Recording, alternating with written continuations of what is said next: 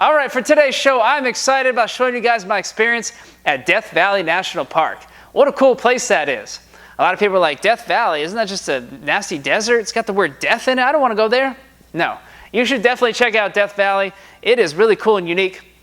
One of my favorite things about it is that it's just a strange, weird experience. You're driving in the desert, you see elevation 2,000, 1,000, sea level, below sea level, and it feels like, whoa, did I leave Earth or what the heck, some other reality? That's one of the cool things about it. And I learned a lot of cool stuff about its interesting history, and I saw a lot of neat things. So yeah, let's check it out.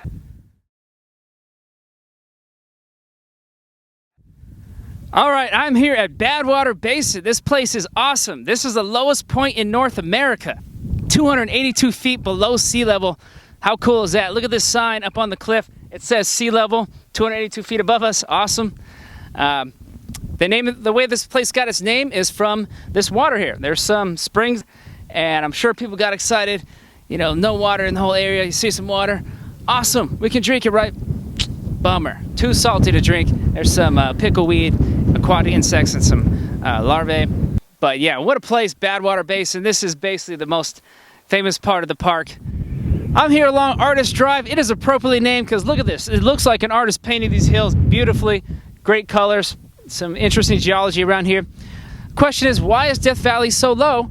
Well, it's because of horst and graben geology. This is the very western part of the Great Basin, which is basically a large area where there's a bunch of parallel mountain ranges and valleys in between. So the Earth's crust is stretching up here. And as it's stretched, a lot of cracks formed, these faults. And on one side, the land block has dropped down, and that's created a graben. So Death Valley is a graben, and the mountain ranges on the sides are called horsts.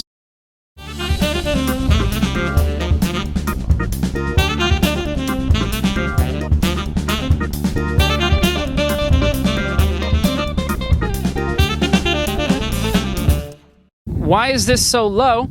Well, this is an extreme horst and graben situation, so a very low area. And typically, if you have a really low area like this, it'll fill in with water. So you have a lake, but because this is the lowest or the driest area of North America, you know, lack of water. And so you just have this very unique situation. There is occasionally a lake that develops here when there's a lot of rain. It's called Lake Manly, kind of a funny name. Apparently, people actually canoe Death Valley during wetter times of the year or special circumstances.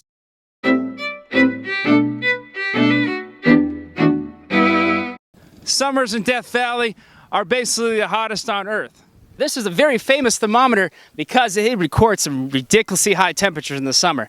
In fact, this year, August 2020, this thing showed 130 degrees Fahrenheit. 130 freaking degrees, people. Which would be considered the highest reliable temperature ever recorded on Earth. The highest temperature ever recorded on Earth was also here, 1913, but that was 134. Little toasty. Although that's not considered necessarily reliable because, you know, it was a long time ago and the equipment, but this would be the highest reliable temperature ever recorded on Earth if they can verify that. So I want to check with some people about that to see what's the holdup.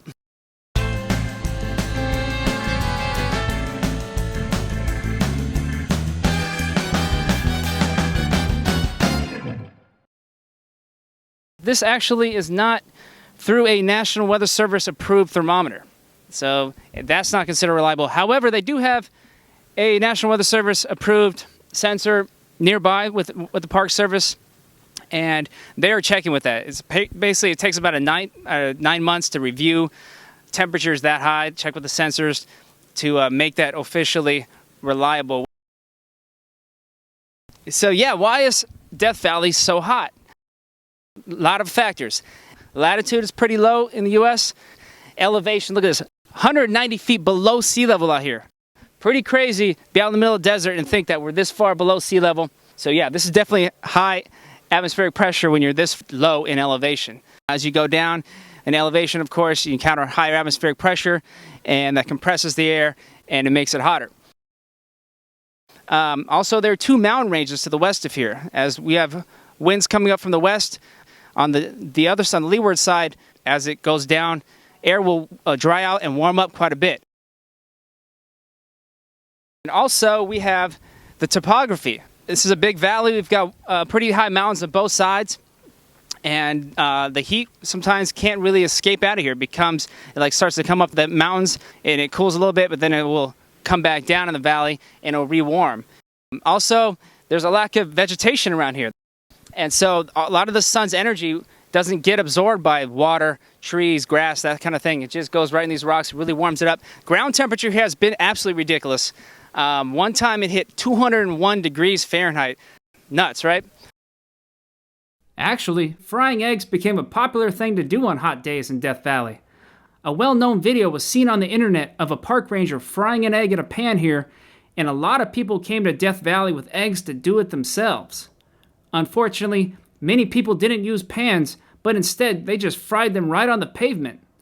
It got out of hand and rangers found themselves picking up pieces of eggs, egg cartons, etc. Get it? Egg-cetera? Haha. Anyway, it became such an issue that the Death Valley National Park Service officially announced, no more egg frying without pans.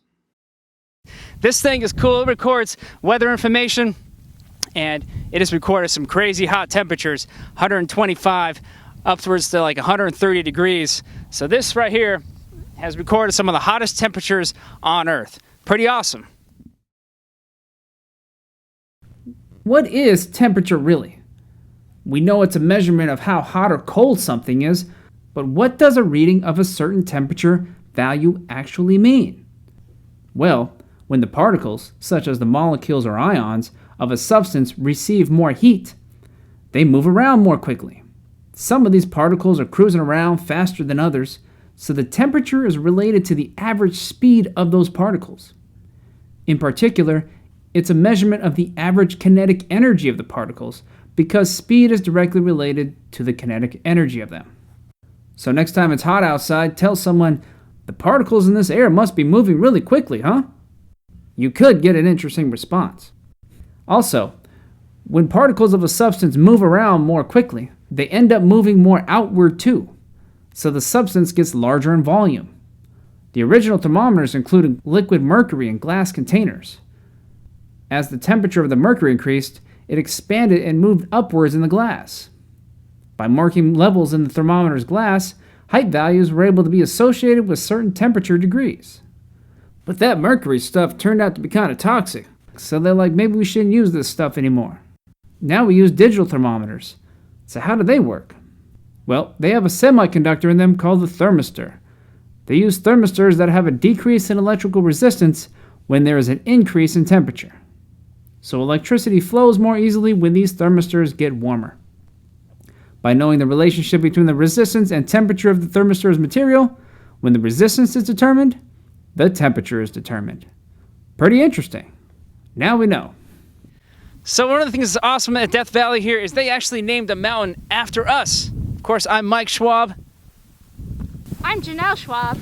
And that is Schwab Peak. Definitely nice that they named a peak after us. How nice of them. Although they misspelled our name. We'll have to talk to the Visitor Center, National Park Service. They need to change that.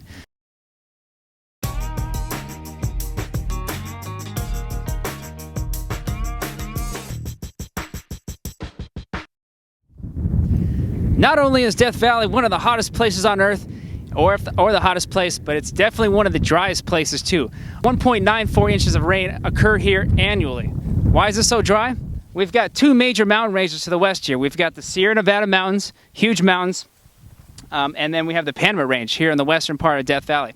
So when storms come from the west over the Sierras, a lot of the moisture is dropped onto the Sierras, and then when air goes down the east side of the Sierras, it really dries out. And then it comes up over the Panama Range. What's left of the moisture gets dumped onto the Panamint, and then it goes on the east side of the Panamint, and it dries out once again. So by the time it gets here at Death Valley, it is super dry. So if you come here, make sure you hydrate, bring plenty of water, or who knows, it could be the end of you. Death Valley could live up to its name. I am here at the ranch at Death Valley. It's here at Furnace Creek. It's a beautiful oasis. There's a restaurant. There's an awesome museum, other cool places to hang out. Let's go check it out. And there's an awesome museum here dedicated to the mining that existed here back in the 19th century. Of course, everybody, when they think of California mining rush, they think of borax, right? Now, of course, a lot of people came out here for the gold. They mined all kinds of things like iron, gold, and a real big one was borax. Borax is like a cleaning agent. You may be familiar with the brand of borax called 20 Mule Team, and that was based from something here in Death Valley. Cool stuff here. They got these exhibits of the old types of equipment that they use to extract the mining materials and transport them. So yeah, let's check it out. All right, here it is, 20 Mule Team wagon train. They hauled a bunch of borax by having 20 mules in front of a wagon, and boom, there it went. 165 miles in 10 days. So the next time you think Death Valley, think of borax. What we have here is a gold arrastra made by materials readily at hand. This machine was used by Mexican miners as a means of crushing gold ore. Imagine getting to work on this railroad crew car used for transporting members of section crews who did inspections and repairs on the Tonopah and Tidewater Railroad during its operation from 1904 to 1940. Right here we have a hand-operated single stamp mill used for crushing ore samples. Simple machines used in place of our puny muscles. This homemade conveyor and mucking machine lifted the ore from the ground into the ore bucket to be taken to the surface. All right, this is Old Dinah, 1894. It's the steam tractor and ore wagon that was introduced at Old Bora to replace the 20 Mule Team wagon. So after a while, like, you know, there's got to be a better way than just hauling borax with 20 mules at the wagon. Let's see what we can use that's more efficient. And they came up with this cool thing right here, Old Dinah. And so they had a railroad, and but you know, goodbye to the 20 Mule Team wagon at that point. It had a good run. When you're in the hottest and driest place in North America and there's a little bit of water, of course you want to do the essential thing with it and create a golf course. Naturally, you need the golf course, right? It's imperative to have a golf course. All right, I'm here at awesome Zabriskie Point. This place is magical. Look how beautiful this landscape is. What happened is there were some ancient lake beds around here a long time ago, and some silt formed at the bottom of the lake, which once the lake went away, then we had some cool deposits of clay, sandstone, and siltstone. Then there was some seismic activity that created uplift and brought these this hillside up. Eventually there were some flash floods and gully washers that created these cool crevices and canyons and just created this magical landscape. So awesome. It looks like something an artist made. Yeah, super awesome. Also, there was some volcanic activity. This black rock out here is actually some lava that came into the lake, and it brought in some hot water and some other minerals like borax and calcite. Some other stuff that was really well mined around here. So really awesome, interesting place, that's for sure. Zabriskie Point.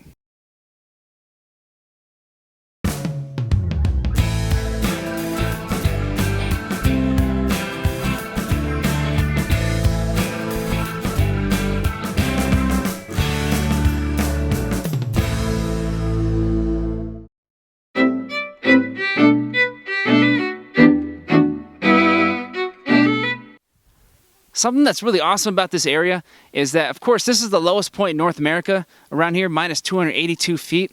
But only about 70, 80 miles west-northwest of here is Mount Whitney, which is the highest point in the lower 48, over 14,500 feet above sea level. So huge difference in elevation, not too far away. Pretty awesome.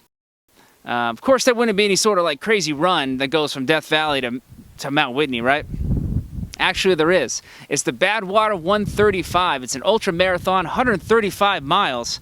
It doesn't go all the way to the top of Mount Whitney, but it goes to the trailhead, which is over 8,000 feet. But it's up and down mountain ranges, so the total elevation gain is like 14,000.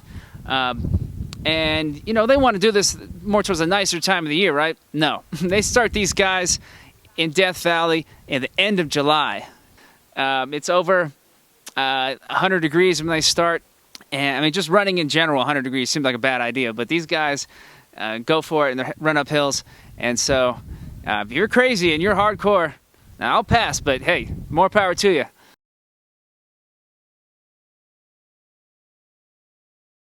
So how did Death Valley get its name? It's just because it looks like nothing will survive out here? It seems reasonable.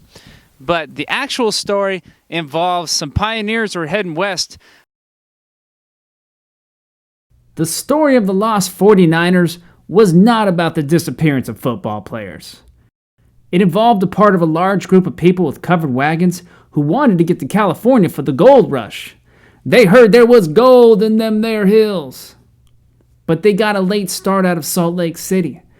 It was October, and so they wondered, is it too late in the season to go to California? And someone was like, of course, unless you want to get stuck in the snow in the Sierra Nevada mountains and be the next Donner Party doing that cannibalism thing. In other words, they wouldn't be able to cross the Sierra Nevadas on one of the typical routes. However, they heard about a way to go south around the Sierras using the old Spanish Trail. They decided to leave Salt Lake and go for it. After a while, they were feeling fatigued, probably because they couldn't get more caffeine. When they reached an area in southern Utah, they were told by a stranger with a hand-drawn map about a shortcut that headed west across the desert. Well, naturally, when a stranger shows you a hand-drawn map and says follow it across the vast desert, you trust him and go that way, right? I mean, what could go wrong? Most of the wagon trains went on the shortcut, and what a surprise! Soon the stranger's map seemed questionable. But some didn't see the fun in going the safe and reliable route, so they kept going. They found themselves in a mysterious, inhospitable place now known as Death Valley. They looked around and saw no signs of life, food, or water. Then they looked at the large Panama Mountains they would have to get over and probably thought, son of a bitch. Maybe we shouldn't have listened to that stranger after all. One group headed north. After they slaughtered their oxen for food and used wood from their wagons as firewood, they were actually able to get out. The other group headed south and tried to cross the Panamints, but they couldn't get through. Frustrated, they went back down into Death Valley and likely thought, well, I guess this is how we die. Let's make our wills. Two men in the group named William Lewis Manley and John Rogers weren't okay to die yet, so they left to get help, and everyone else stayed put. When they left, the rest of the group figured William and John would be back soon, but these guys ended up taking a whole month as they went all the way to the Los Angeles area, a round trip of nearly 300 miles. It seemed strange for them to go that far for help, especially since they knew their friends were stranded in the most lifeless, desolate place in the country. But here's a funny and messed up thought. What if they never did go to LA, but they claimed to go there and they were actually somewhere else collecting and hiding gold? Of course, hopefully that wasn't the case. Anyway, when William and John returned, they noticed that unfortunately one of the members of the party died, but many had actually escaped out of there. This was a surprise because they figured they would all die out there. The remaining folks did find a way out, and as they were leaving, they probably said, "That's the last time we follow some random dude's shortcut map." And then they also stated the soon-to-become well-known phrase, "Goodbye, Death Valley." It just came out naturally, and the name stuck ever since. That was a really cool trip to Death Valley. I hope you guys found it to be interesting. It's a really special place, super cool place. Highly recommend checking out Death Valley.